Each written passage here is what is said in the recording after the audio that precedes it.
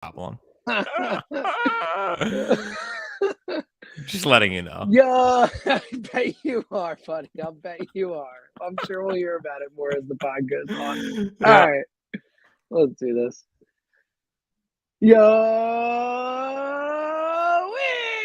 it is another edition of the High Hopes Podcast. A not that much to talk about edition. A Jack Fritz is probably more interested in his gambling tonight than in the podcast, according to what he just told me right as the broadcast here started.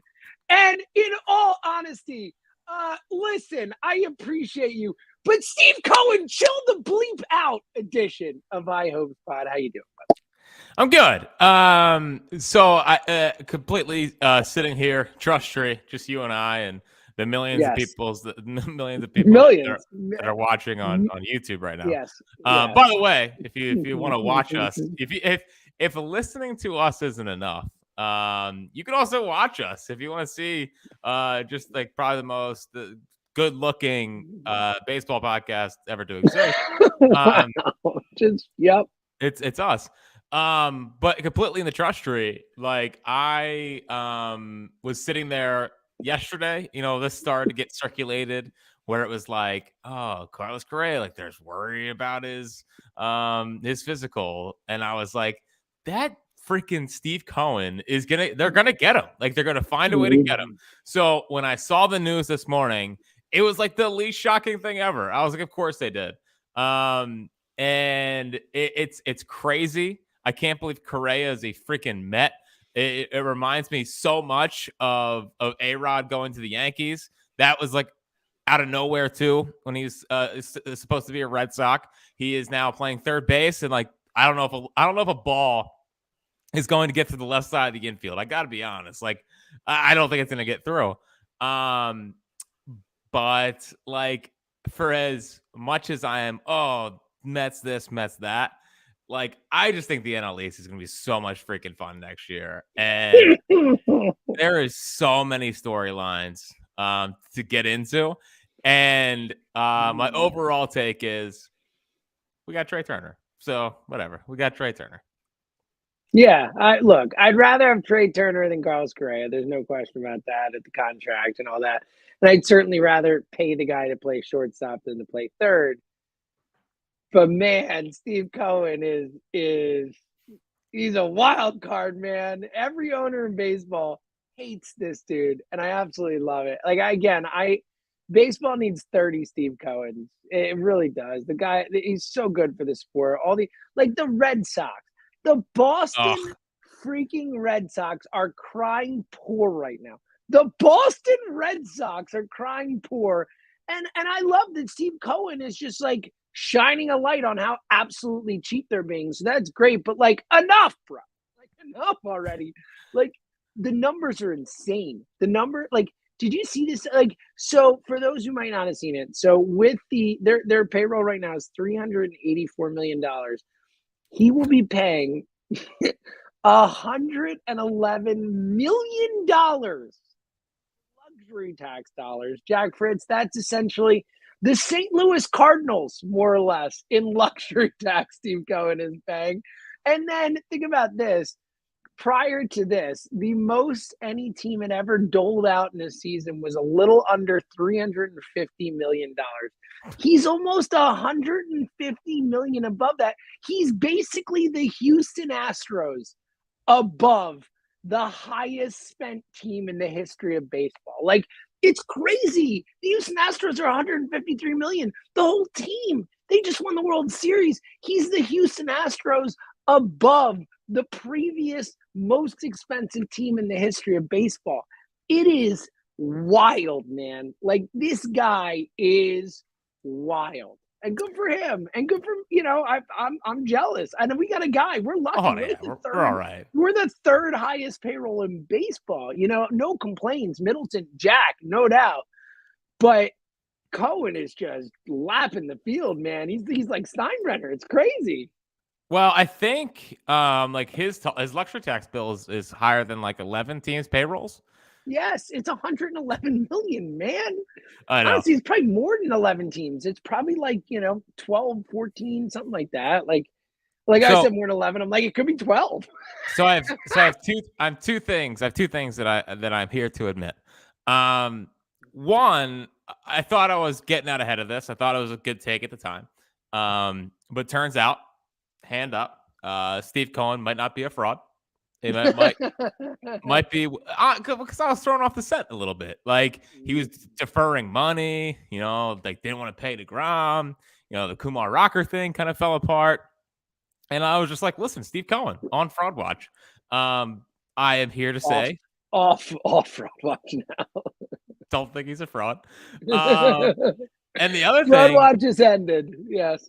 the other thing is that my password trick where do I? I'm surprised you're telling the world about your risky maneuver here. Well, but to be fair, you are about as careless with your whatever needs a password as it. So for those who might not know, a little inside baseball here, Jack is the king of just leaving computers unattended with all his Twitter, his email, like everything just open. Like literally every time when I have to go record a podcast, like Elliot and I will do Go Birds, after my show. Yeah. We'll go into the studio next door and Jack will be in there and like all day and I'll log in and his whole life is there. Like I could do whatever the hell I wanted. Like I never do because I love you and you're my guy. You're an adult, I am not surprised that you are like, who cares about the password? No biggie. Well, here's the problem. The personal dilemma I have with that is that on one hand, it's like, yeah, probably not the best idea. On the other hand, content. So it's like really hard to balance the two. So I have this thing with my passwords where so when I first started noticing that I had a problem, you just dive right in. It's like, let's go. Okay, good. So when I first started noticing that I had a problem, it was when I would put Phillies in there. So I would have like Wheeler, whatever. I would have Harper, whatever. I would have like Kingery. I remember my Kingery phase. And then I was like, wow, this is like ruined every one of these guys. So I was like, you know what? I got to start putting my mortal enemies in there. So like I'll put Acuna in there. I put Lindor in there. Lindor was one I remember. Lindor was one of them. And it pretty much worked. Like Lindor had a terrible season. Alonso is still pretty good. But I noticed that the more and more people that I put in there, more often than not, it would lead to good events for the Phillies. So I put Steve Cohen as a part of my new password, and it has totally backfired. So it might be time to like. Honestly, I keep waiting for those annoying expired password emails just so I can get out. Like I just need to get out. I need to change my password because it's backfired so much. But I also don't want to put the effort in of changing my password without waiting the 45 days until we have to change it again. So the Cohen password is completely backfired. But I will say this, James. I woke up this morning. I checked Twitter. It was just a minefield of people upset. Can we calm down? Like, I understand it's a little scary. Carlos Correa is a New York Met to pair with Lindor and McNeil and Alonso and freaking Nimmo's back, which I hate, and Kanya and whatever. Can I just remind everyone that they're still the Mets? Like they're still the Mets, and whether you want to believe about the physical thing, whatever, the reporting on it's so weird. What do you want to believe? Come on, we all know what happened here. There is no chance that this was not nefarious in some way. Collusion, whatever. Something happened here that was not, That's fine. Explain to me. Just explain to me why was it the Giants doctors that failed them? I don't know. I don't know. It's crazy to me. The whole thing makes no sense. But my guess is Scott Boras wanted him to be a New York Met, and he became a New York Met. I don't know how that Steve Cohen and Scott Boras wanted him to be a New York Met, and that's what happened. And I don't know how they got there, and I don't know what they did along the way. But that's what happened. Are you saying that a special envelope might have gotten delivered to the executives of the San Francisco Giants? Who knows? Real quick though, I was thinking about this because this is and obviously they never had the press conference. So different. We've had the press conference for Turner, so slightly different. But like, imagine waking up this morning and finding that Trey Turner was now a Met. Like Trey Turner had just, the Phillies physical, it didn't work out right, and it's like he's gone. Like, can you imagine It must have being a Giants fan this morning must have been tough, man. Like that, I don't really have much sympathy for National League fans, and I have no sympathy at all for fans of teams that have won 3 World Series in the last, 12 years or whatever. Like 0. Mhm. 0. Like you could lose 162 games a year for the next decade, and I'm not gonna feel bad for you. Felt a little bad. Like that was like a real because I thought about me. And I thought about if it were Trey Turner that happened, like how soul crushing that Yeah. would be for me. Like especially after free agency's done. Now you can't like go back and get someone else. You can be like, all right, well, we'll just go sign Xander. We'll just go. Like you can't do that anymore. Like, man, I was just like, that's some real Phillies fan stuff right there. Like that's some real that would happen to us kind of stuff. You know what I mean? Well, so first thought is I was with you. But then I remember Cody Ross, and I was like, "No, I'm good." Like straight up, good. No, like the emotional torture that Cody Ross They put me deserve through. it. They deserve Yeah, it. it's like, Yeah. yeah, this is what you get. This is what you get for winning World Series with scrub ass rosters like 3 times in a I row. know. I know. You I you, know. you, you deserve this. It is interesting though, because they're pretty much in the situation where, if let's say that Bryce had said no, like if Bryce had signed elsewhere after Machado had already signed with the Padres, that's basically what being a Giants fan is right now. Like, who is Yeah. signing? Like the saddest tweet I've ever seen in my life today, I think, was from Susan Slusser, who said that they're now pivoting to like Michael Conforto, and it's Oh like, my God. could Dude you didn't even imagine? play last year. He didn't even Could play you last. He wasn't even in the majors last year. could you imagine the Phillies coming off just missing the playoffs? And like obviously, it's funny. All these teams, like, it serves them right. I feel like the Giants tried to rip off the Rays and the Red Sox tried to rip off the Rays, and it is backfiring. So, but like they just missed the playoffs. They had promised their fans they're going to spend a ton of money this year. They offered $400 million for Aaron Judge. They didn't get him, even though John Heyman said that he's going to be a Giant. Oh, I They forgot about that. Oh my God, I forgot about that. I forgot they've had, and that was like a shorter period of time. Like this is worse because of the timing and stuff. Yeah, But it I was six totally days. It was forgot six about. days. I totally forgot that Judge like he was going to the Giants that night. Oh my God, like what a. I'm not gonna say poor Giants fans because you're right, Cody Ross. I apologize, but man, dude, man, that's like that's like, having like a 10 leg parlay and nailing 9 of them. And you got a running back you need to like 70 yards and he gets like 71 yards and then he has a 2-yard loss and ends in 69 or something. Like, No, that's like that. it's first off, I don't appreciate the reference. Why not? You think it was a shot right at you? Because it Well, was. it's like you don't know I'm still recovering from the 600 yards of $600. The $600 that Jalen Hurts personally cost me. 3 yards short, by the way, 3 rushing yards short of $600. Jalen Hurts. Yeah. See, there you go. So it's like that. Yeah, it's worse. It's actually worse. I just want to point that out. It's actually worse. Or Will It is Barton worse. not hitting another 3 last night. That could also be up there. But yeah. So you have, well, first off, it wasn't even Aaron Judge. It was Arson Judge, if you remember that. Good point. So It was it doesn't Arson count. Judge. Yes. Yes. But yeah, it's almost like had the Phillies just completely struck out in like 2019 or whatever, and they pivoted to like Pablo Sandoval, like Michael Conforto. That's our big answer for missing out on Correa and Judge. God, So what a disaster. can't imagine it being us. But yeah, like imagine Trey Turner was a Philly for 6 days, and we're like celebrating Trey Turner, and then he says, I'm good. That's Like, what I mean. Like, it'd be like JD Drew on steroids. it would be on start. Yeah, it's just so devastating.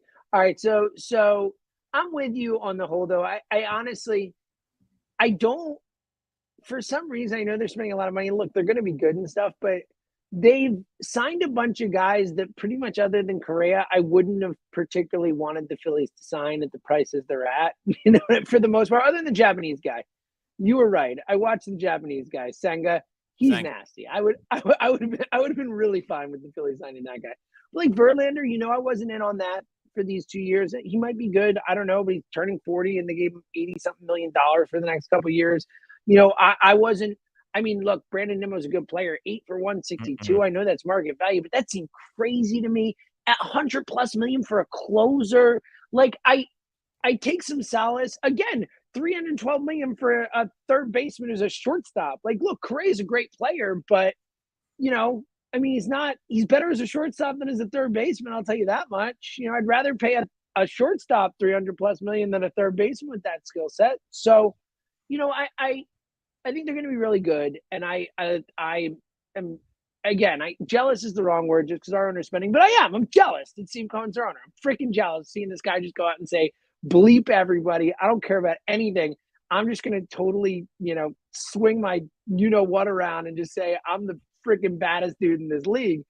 But I do like the Phillies team better. Like I really do like the roster the Phillies have better. And I like, obviously Harper being out for the first 3 months is the one fly in the ointment, so to speak. But I do think when Harper's back, like I prefer the Phillies lineup. I know it doesn't cost quite as much money, but I think it's a better lineup, and I have more faith in these guys. But the area where I look at the Mets and say, and obviously the bullpen's better, but I'd like the pitching depth. I like how they've kind of just said, screw it, we're gonna get like 7 or 8 starters, and guys are gonna get hurt, and we're gonna have a bunch of dudes. So I think that's an area where the Phillies lack. But on the whole, I'm not that scared of the Mets. It's just, come on, man. Frustrating. It's gonna be fun. It's gonna be a dogfight. I can't wait for it. Yes. It's gonna be fun. And like pure sports hatred, I feel like is gonna be back. But like when I look at them, pitching wise, I actually like. I think McGill's someone that's gonna be way better for them. I like McGill. Me He's too. Nasty. And like I guess when you have Scherzer and Verlander at the top of your rotation, like you want to stretch them out. Like they'll probably go 6-man, if they can. But like, or give them those type of rest they gave Wheeler and stuff, where it's like, oh, Scherzer's got an arm thing for a month or whatever. I think you'll see something like that too. But I mean, all these guys are just so old. Like that's my point. They're so old. I mean, like Quintana, it's like the youngest other than McGill. Like Quintana's like the youngest guy on the staff. He's like 33. Yeah, and he was. I mean, listen, he was. Carrasco's 35. Yeah, he was good, but Quintana's 33 or 34. Carrasco's 35 or 36. Both Scherzer and Verlander are what 39 and 40 or 40 and 40 or something like that. I mean, they're a bunch of old dudes, man. Senga's pretty awesome though. I'm jealous of Senga. Yeah, I didn't mention him. And then I look at the bullpen. It's like, yeah, Edwin's great, but you're telling me like I'm supposed to be fearful of like they brought back Ottavino, awesome. But then it's like Robertson, Drew Smith's all right, even though he just looks like Spencer Howard, so I can't take him that seriously. Brooks Rally's pretty good, and then it's like a bunch of just whatever. Alicia Hernandez, who's a starter, I don't know. So I think they're actually pretty even on paper. The thing is like. It's time to like we said this last podcast, but the Phillies can't be done. Like I think what Steve Cohen did was force the Phillies to be like, all right, I guess we'll spend more. Like we'll keep going, and you keep looking over the the free agent market for these relievers, and it's just like I don't need Kimbrel or whatever. I mean, a little trade, maybe. I'm just saying, like that's Liam Hendricks action coming to town. Well, there's Liam. I mean, let's put it this way: if you had Liam Hendricks, and then you let everyone else just fall into a role, and he closes, and you're set. Like, boom, let's go. It lets Sir Anthony be 7-8. It lets Jose Alvarado be 7-8, 6 if you need to. It's not forcing. It's not forcing like the Bilattis and Brogdons into higher level roles. Like, I think Griff is going to be in the bullpen. Like if they're smart about this, like I think Griff could start, but I view it as let's just put him in the bullpen and let's just get a weapon that can take down like 5-6 innings a week. Is that fair for Griff McGarry? Like 5-6 innings a week where he can just pitch 2 at a time and then be huge. And be valuable from that role, and let Falter and Painter and those guys kind of extend the rotation, but let Griff be like a fireman in a way, to where like his stuff should play out more by being in the bullpen. So I can't get a read on what a Liam Hendriks trade costs. Like in my head, I'm saying I'm obviously not trading McAble for him, but I'm also like, it might cost that. He has $16 million this year. 1 more year or 2 more years? It's one more after this year, and then I think an option. Okay. So like I think that's he's like 14 this year, right? I thought he was 14 this year. Yeah. What? Somewhere 14, in that range. It's 14, 16, something like that. Yeah.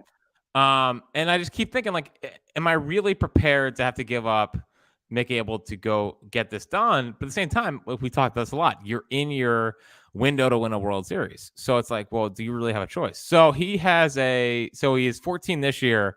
So it's 14 this year, and then it's a club option next year for 15, and then it's unrestricted. So it's a lock to get picked up. So it's a 2-year deal. Like if you trade for him, you're getting him for 2 years. For 2 years, $29 million is obviously an incredibly fair price for Liam Hendriks. I mean, that's a steal. The question is the assets you have to give up to get him, and the fact that he has 2 years. I mean, that's, it's probably something in the McAble range. I don't know if it's that much, but also the Phillies are in this kind of weird spot where they really only have these like, top 3 dudes, and then it's like a drop off. Like Yohan Ross is a nice prospect, but he's not the level of McAble. They really don't have those kind of in between guys to like the next tier down. They kind of skip a tier. You know what I mean? So they have to like cobble something together. I don't think Yohan Ross is enough as a centerpiece for Hendriks, unless they're guys in the low minors or something that the White Sox are really intrigued by. Obviously, beauty's in the eye of the beholder, but the Phillies don't have a ton of depth. They got some high-end guys, but not having that depth makes it harder to find those type of deals, Yeah.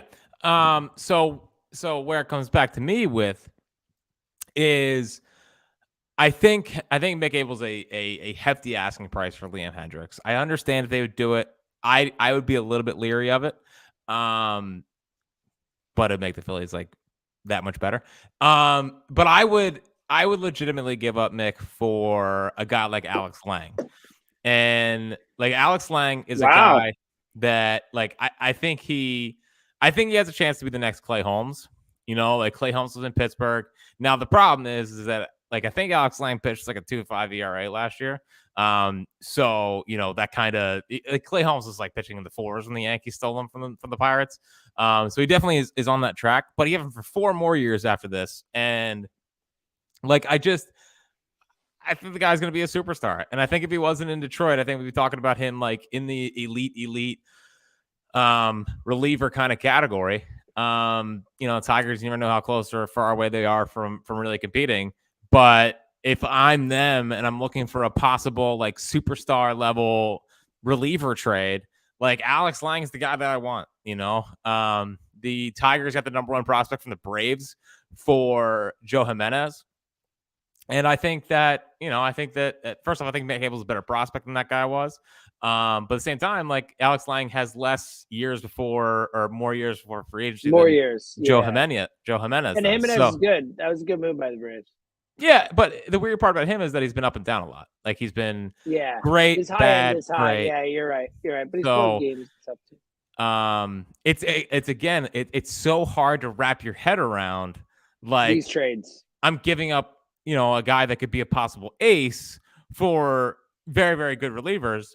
A controllable reliever, yeah. That's what the market is. And when they are as valuable as they I don't like it, Jack. I don't like it. This is an area where they need to get really good at developing these guys, because I think that's a real advantage, because it's really freaking annoying to have to trade for them. Like it's really annoying. Well, and the thing is, it's great to have them, but to your point, like if McAble, and again, odds are McAble won't become a superstar ace, but if he does become an ace, like how devastating is that? The thing is, there's 2 things that has to happen, and this is the next development for the Phillies. And I actually think that they did a better job of this year, like finding Bilotti, getting Alvarado to turn into one of the best relievers in the sport. Brogdon having a resurgence in the postseason.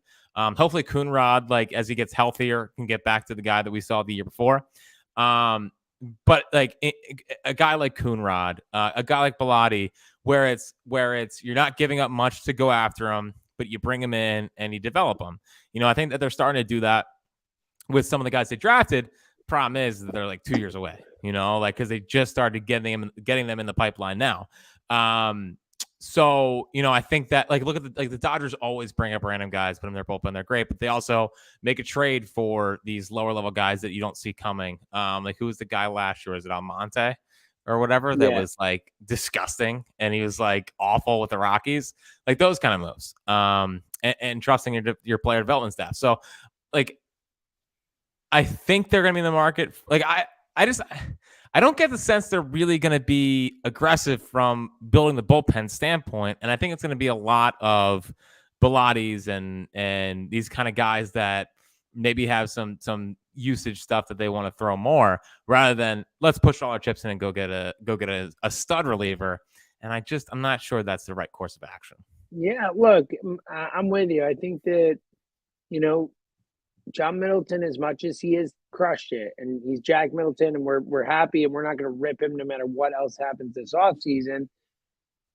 I hope he woke up this morning and saw the Correa news and said, crap, I got to do more, and it sucks that Steve Cohen's doing that, but it is what it is. Like, this team is not complete yet. We've talked about that. Honestly, my first thought when I saw the news this morning was we should have signed Rodon.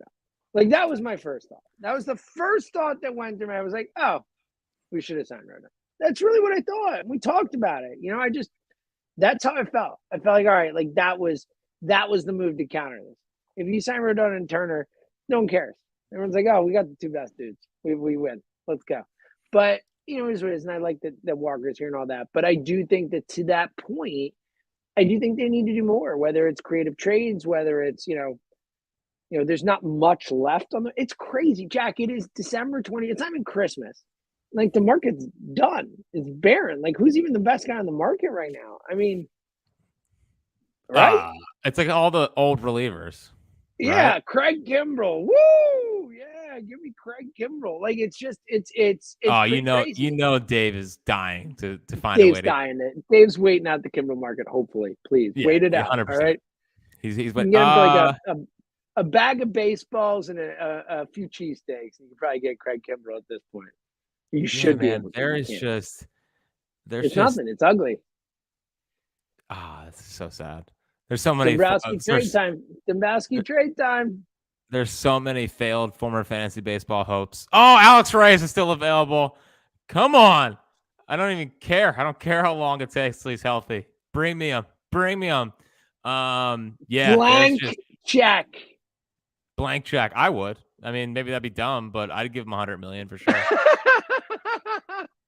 Do you think I care? Do you think I'm Steve Cohen? I'm giving Alex Reyes $100 million. It's going to be a steal in a couple of years. Jack, honestly, here's the real takeaway from the Steve Cohen thing. I think you get paid by him. You think I could get paid by him? I mean, why not?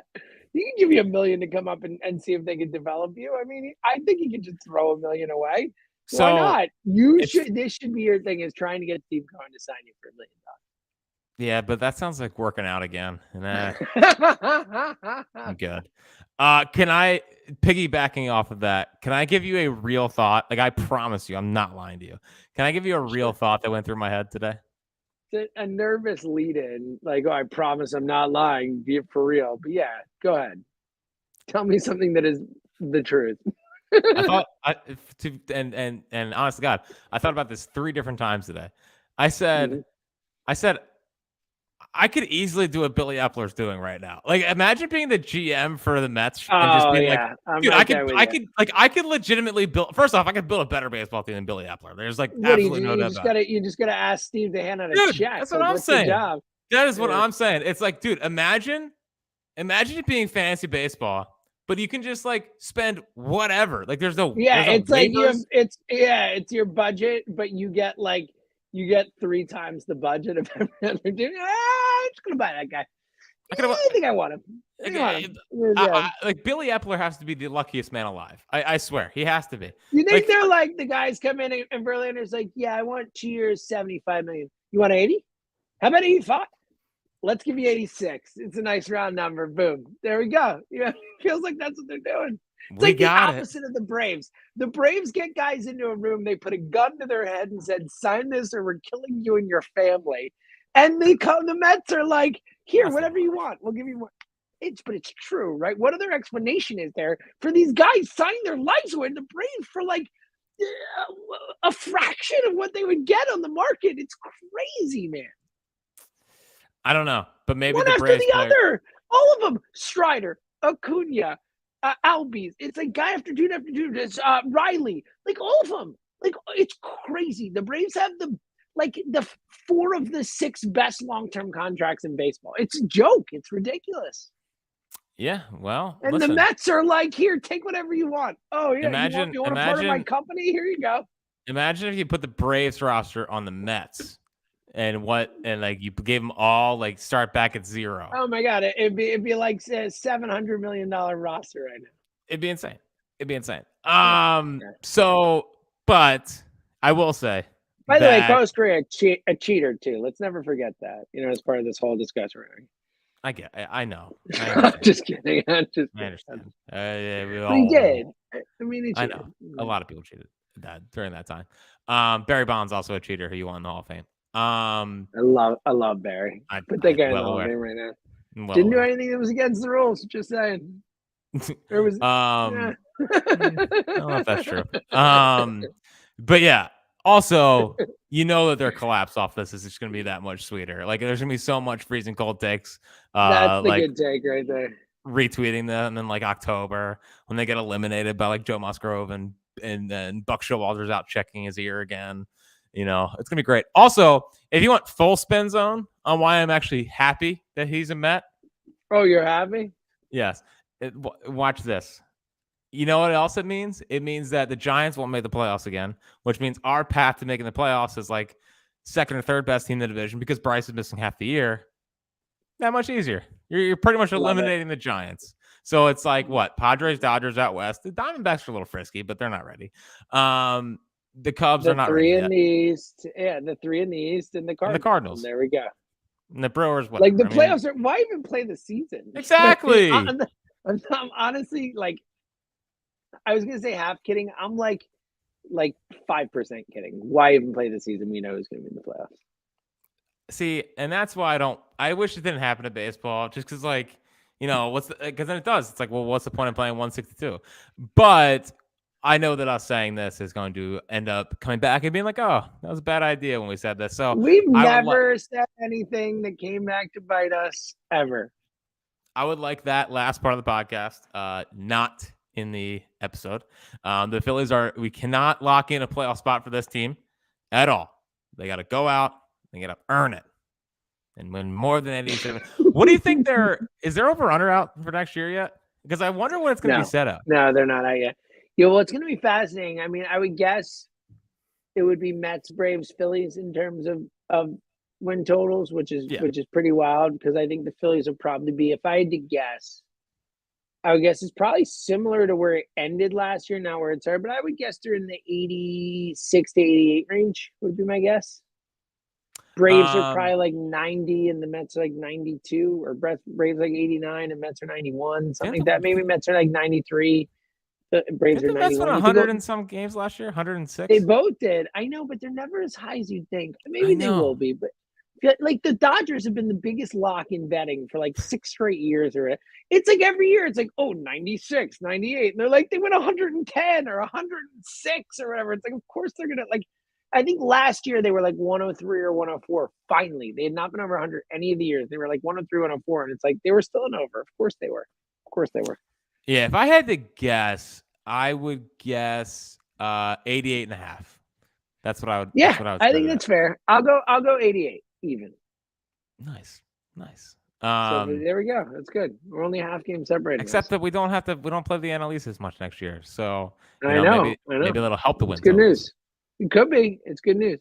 All right, what do you got in the take bag, buddy? I feel like we're firmly in take bag territory. Are we? Honestly, I don't know. The fact that we've talked for 35 minutes with literally having nothing other than Steve Cohen spent money as our topic for today, I think it's pretty impressive. I don't know if I can stretch much more. I don't really have much more on my plate. You want to You know got what's some talk to me. I'm letting you set the agenda now, Fritz. You go. I'm not saying end the podcast. I'm saying talk about what you want to talk about. well, do you really want me to talk about what I want to talk about, or do you want to keep this Phillies related? Because Yeah. what I want to talk about is how I took Trae Young. Someone's missing threes for me right now in a bet that I made. No. I would just like to point out that for the first time on this podcast, I feel like I've actually won. Well, I haven't won yet, but unless he doesn't play this. Well, hold on. You might have just really ruined this. No, so hold on. I took Trae Young to score 30 points and hit 5 threes. It is halftime, and he has 29 points and 6 threes. We're happy over here. He's totally not playing in the second half, is he? Dude, if he doesn't play in the second half, I am never doing a podcast again. Never. What kind of odds is it for 30 and 5 plus threes? I think that 5 threes is plus 700. So. Holy crap! So this is like a big bet to win. Oh, did you parlay them or put them separately? Separately. That's still pretty good, man. Look at you. Yeah, well, listen, we need James Harden to start heating up too. I haven't won a bet since baseball season, so No. Honestly, here's what you did. Is that I've not won a bet since baseball season. I've went from like $300 on my account to nothing. I have $0. No, because your problem was that you got all cocky. You're like, oh, I figured out gambling. Meanwhile, you're just riding the hot streak. No, I was riding the hot streak. I knew I was riding the hot streak. I never expected to not lose the money. I just thought I would maybe lose it a little more slowly than I lost it. Would have been cool. So the other day was Brandon Marsh's birthday, and I sometimes just forget the kid's he's 24 years old. You know what I mean? Yeah, he's a young guy. He never gets talked about as like one of the younger, members of the daycare or whatever. And for all the things I'm excited about in 2023, second year of Brandon Marsh, more removed from the Angels, another offseason with Kevin Long. Seems like a great dude. Like him signing the older lady's pillow of Brandon Marsh and him getting word of it and then signing it. It's great. And I can't wait, James, for a full season of Gold Glove caliber center field defense. We joke in the offseason how we don't worry about defense in the offseason because it's what's the point? But then really when it hits the regular season, it kills us. It's just there's nothing worse. So seeing another year of Brandon Marsh, I have forgiven him. I'm lying. I haven't forgiven him for his performance in Game 5. I'm trying to forgive Brandon for his performance in Game 5 and just put the ball in play. Just choke up one time. Just hit the ball in the outfield. Just do a job one time. It's Ryan Presley. You know he's going to throw. But regardless, I'm excited about second year of Brandon Marsh. He had 288 last year as a Phil. I view Brandon Marsh as an Angel, much like my GPA my freshman year. And 3.3 post freshman year GPA, Brandon Marsh, future All-Star post Angels. Love it. What again, especially a throwback to the last pod, continuity between pods. Bringing this whole thing together. You're freaking pro, man. You're freaking pro. So I can't believe I didn't mention this last podcast, and hold on. I might be able to. I need to find the Twitter user. I don't know why I said Twitter user like that. Like I'm 100 years old, reading Twitter for the first time. Do you really have to find it? No, I do. It was CJ on Twitter. Shout out to CJ. I'm happy you found that. There are not 8 zillion CJs. Go ahead. With CJ on Twitter, he knows who he is. And he he rightfully pointed out that you and I had more me than you, because this has never been your thing. But through the journey that we took last year, going from sad, down in the dumps, this team stinks, bunch of losers, to, oh my God, we're in the World Series. I think we forgot a part of our roots. And I would just like to put my hand up. And speaking of things, you and Elliot took that from me. There is no way. I heard that on Go Birds. You're a hand up podcast. That's a bit that you took from me, 100%. I would like to point that out. First of all, Elliot says it, so he started on the pod. So if anyone took it, Which he stole from me. I didn't know it was your bet. But you know what? I'm just gonna say it's a Go Birds thing just to annoy you. It's not. But I do Stand have up one podcast. It is what it is. I don't know. I do have one positive thing to say about Go Birds, and this is the only positive. Wow, that'd be a fucking miracle. I almost cursed there. I said a miracle. I like that you do the yo in the beginning. I will say that. You're just like, it is. You know? Yeah. I like that. I know. I go, hey, hello. I do a completely different. It's a whole different thing. I know. It's not a yo. I get it. It's okay. No yo. But full accountability, hand up. Completely forgot to just do a full 5 minutes on the Phillies selecting Noah Song in the Rule 5 draft. And you can just turn your mic off for the next 5 minutes. Like I know this. I know this means absolutely nothing to you. But let's put it this way. I actually took a picture of a tweet that I liked about it because it was so exciting. It seemed like it was good. But go ahead. So the Phillies essentially took the Red Sox best prospect because I think the Red Sox forgot that he existed. And Dave Dombrowski and I want to believe it was Ani. It was just like, we can get a possible future starting pitcher that if you squint, you see stuff of Steven Strasburg. Like not now Steven Strasburg where he can't pitch anymore, but like prime Steven Strasburg. Like Noah Song when it was coming out of the draft was legitimately going to be a top like 20 pick in the draft, but he said he wanted to serve the country. He's going over for 4 years, whatever. And like I was texting with my good friend Eric Kratz, who look at you. who caught Noah Song in 2019, I guess, in one of the USA Baseball tournaments. And he said he told the Red Sox, like, that guy is 100% a lock to be a major leaguer. He's going to be really good. And Eric Kratz is like caught for a million years of Major League Baseball, so probably a pretty reliable source on that. But the idea that they stole a guy who has the potential to be really, really good just for like $100,000, it's like, it's just it's galaxy brain stuff. It's absolutely galaxy brain stuff. I'm so excited. I think he's gonna serve all 4 years. He seems very committed to it. That's it. It's time to come over and win a World Series, buddy. It's time that we got a special thing come. Now, the one worry here, I guess, is that he was sitting 96 to 99 at Navy, I believe. And I don't think he's pitched on a competitive mound, so I don't know what the mounds are like on whatever ship he's on. But let's hope he can still hit that. And if he comes back, he does not sit 85 all of a sudden, or else he might be doing this podcast with you in a couple of years. You know what I mean? Like, like we all lose it. So either way, the Noah Song Rule 5 pick. You can have your cute little hot stove and your signings and your Trey Turners, but let me tell you what really matters in the real health of a franchise. The Red Sox let maybe their best pitching prospect go just because I think they forgot. So shout out to Dave. And if you want to bring Rafael Devers next, because it seems like the Red Sox might have forgotten about him, we will take that as well. Man, the turn on Chaim is tough.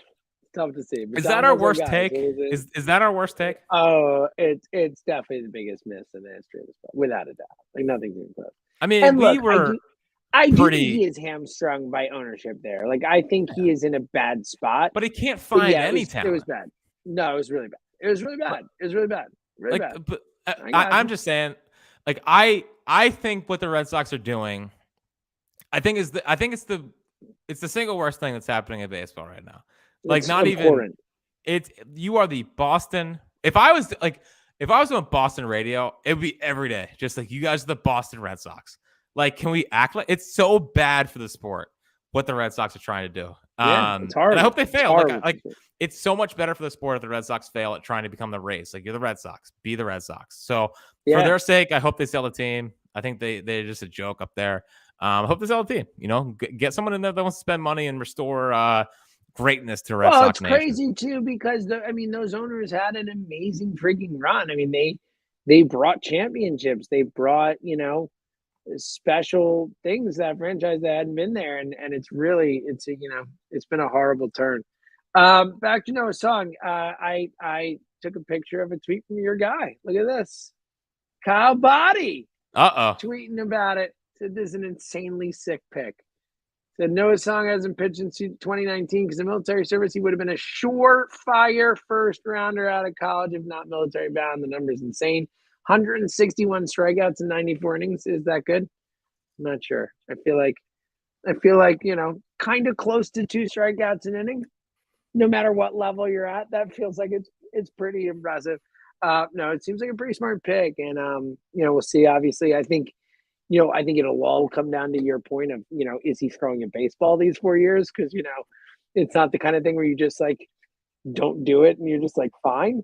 But hopefully he is, and hopefully that's the future he wants out of there. And obviously I'm never going to knock anyone for serving the country and all that. So smart. We got smart stuff, Jack. What a freaking thought. Ethos of the podcast. Give me a smart team. All right, you got anything else? Final thing, dude. It's a Saturday morning.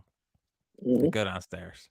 I got some work done, and it's all good because sometimes some of us work on Saturdays. Just what. Yeah, I do. Yeah, I know. Yeah. I know. I thought there was a shot of me. I'm like, I do it. Well, it was intended to be a shot, and then I forgot that you also work on Saturdays. So, shot revoked. But like Jill wasn't awake yet, so I go on YouTube, and there is a 25-minute.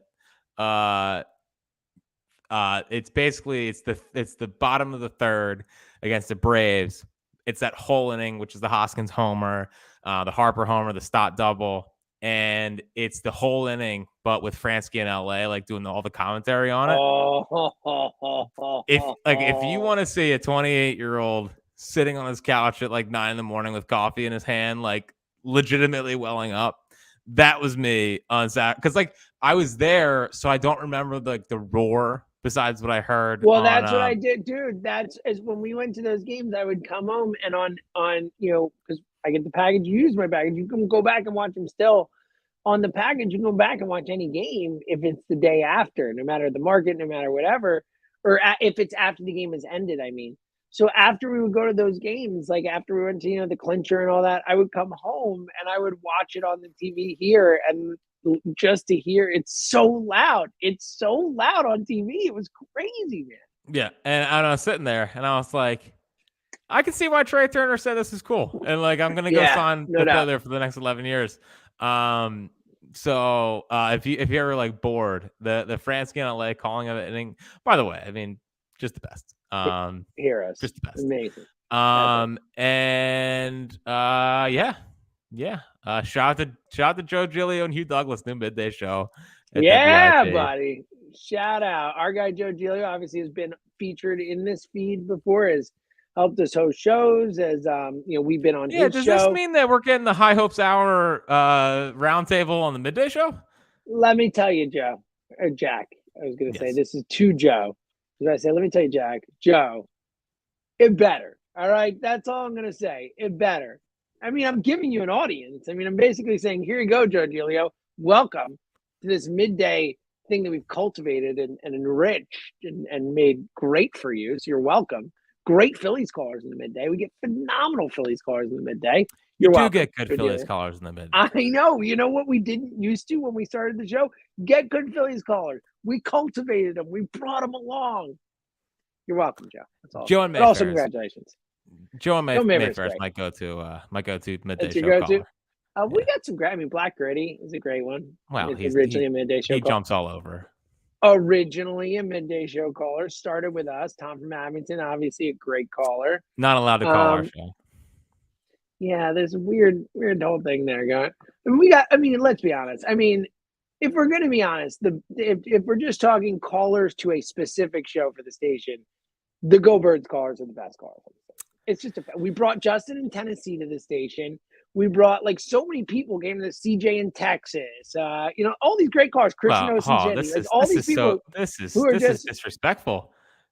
You're letting out such a big name. You're forgetting such a big name. This is sad. I'm gonna get there. Tom in Vancouver. There you go. There you go. I'm good. That's what I'm saying. You didn't let me finish. You like jumping as I'm saying them. I'm getting there. I love Tom. Tom's that guy. But that's the thing is, we brought those are the best calls. I'm just not to be. This is not me being haughty or whatever. It's just a fact. Per caller, Go Birds callers best on the station. Just saying. It's a fact. Sure. You guys have Chuck. Look, Chuck is the. Chuck's amazing. OG Wade definitely an afternoon call. He'll call his shows. That's your guy. But I think per caller, Go Birds caller is the best. Well, tomorrow I'm unleashing the callers that I'm protecting that are not allowed to call Giulio in the middays. Oh, this is great. This is gonna be this is the top 5 tomorrow.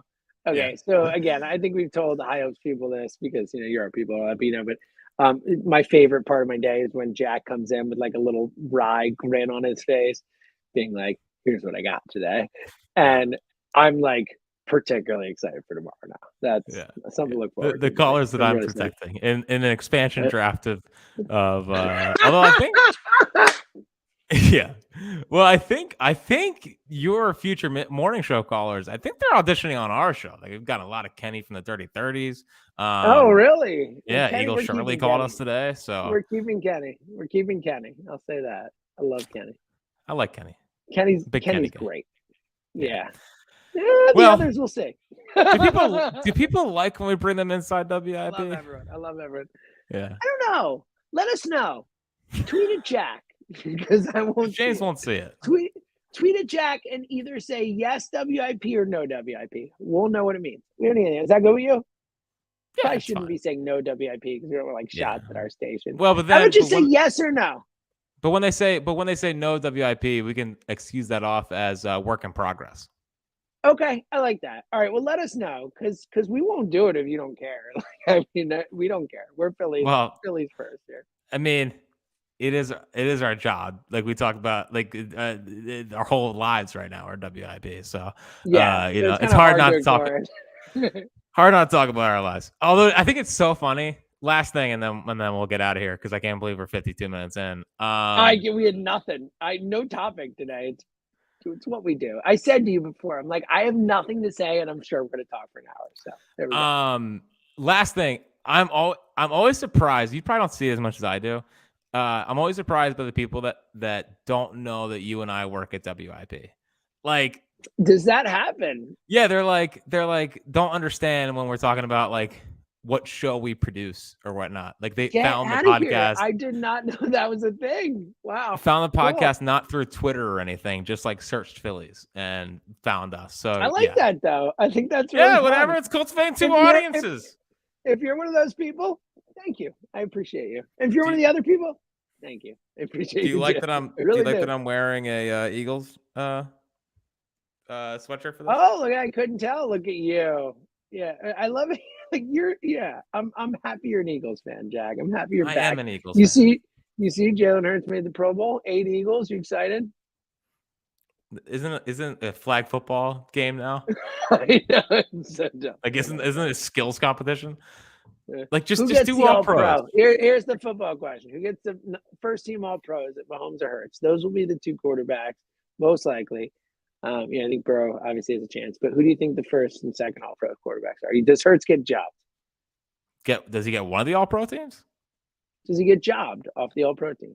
Do you think they put Burrow and Mahomes? No, I agree. Does he get jobbed at a first team all pro? Do you think it'll be Mahomes' first team and he's second team? Yeah, I think it'll be Mahomes' first team. I think it's going to be that too. Yeah, I think so too.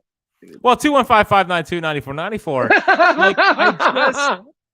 Hold on. Oh man, I had a whole thing planned. Oh well, it's all good. It's all right. I don't think anyone wants it anyway. I think this is probably the most Eagles talk in the history of a High Hopes episode. For those who can't see Jack, he has like a real pensive look on his face. Like he's trying to remember what he's going to say. This is for 41-year-olds, not for 28-year-olds, Jack. You should remember these things. Well, I'm trying to reconnect the lines. Reconnect. To where I can make this funny, but I don't think I can make. I think the funnies. Oh no, my point was that like Holmes and whatever are gonna like sit the last 3 games anyway. So like he's gonna miss one game and then come back. So I think it shouldn't affected the MVP odds as much as they do. But I still took Joe Burrow plus 1,000 when I knew everything was kind of coming down. Look at you. Yeah, all right. fun times. You got anything else? All right, I got nothing else. I got nothing else. Here's what I got. Happy holidays to everyone. Hanukkah, Christmas, all that stuff. Happy holidays. We will be off next week. Back the first week in January. Unless, hey, Jack, we know John Middleton listens. So, John, if you're listening right now and saying, wait a minute, Adam, I don't want to go a week without a high hopes pod. I want you guys to do a pod next week. Well, guess what, John? We're not doing a pod unless you do something about it. The only person who has the power to make it to a podcast next week is John Middleton. And we'll just leave it at that. Is that fair? I think that's totally fair. All right. Happy holidays, everyone. He's Fritz and Seltzer.